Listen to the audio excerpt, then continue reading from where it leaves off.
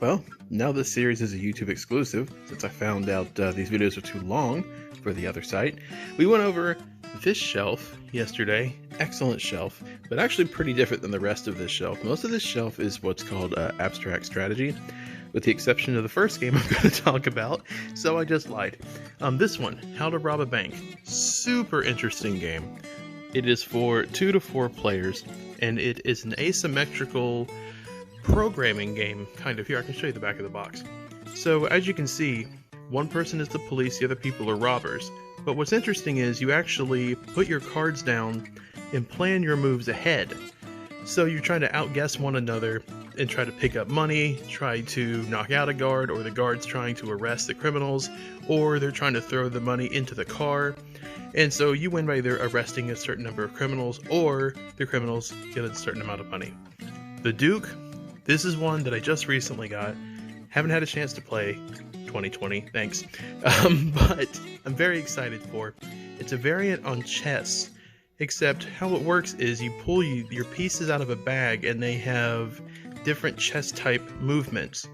But you can upgrade your pieces and flip them over to another side, which gives them a special ability and a different type of movement.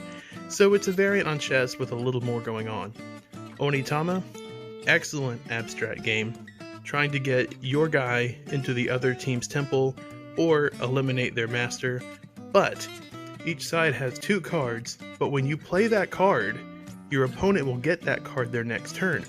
So if I get this L-shaped movement card, I play it, that means they'll have it next turn, so I have to be very careful what I do. Shobu. Haven't had a lot of time with it, but it is super interesting. Because how it works is, there's a rope here, this imaginary table, and there's 4 boards with the rope separating them. The move I make over here, I have to make on the other side of the board. So it's almost like I'm moving here to allow myself to move over there, and you're trying to, on one board, one of the 4 boards, shove all of your opponent's pieces off of it.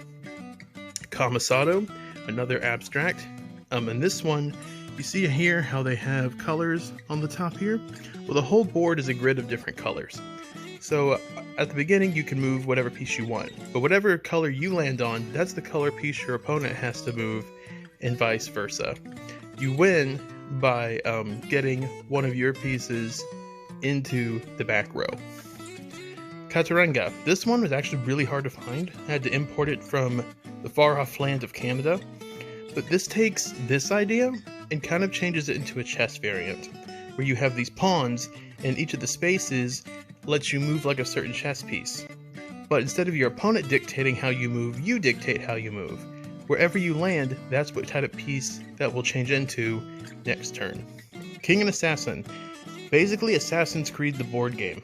It is super cool. I was lucky enough to find the deluxe edition on sale.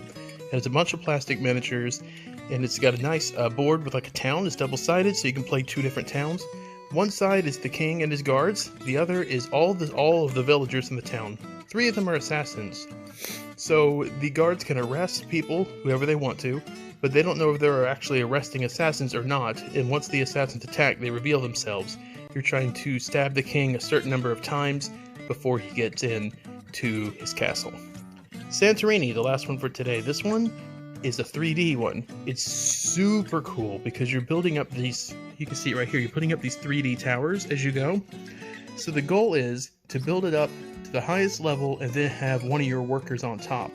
The problem is, if one of your opponents is on a level below, right, like say they were right here, a level below, they could add a roof to it.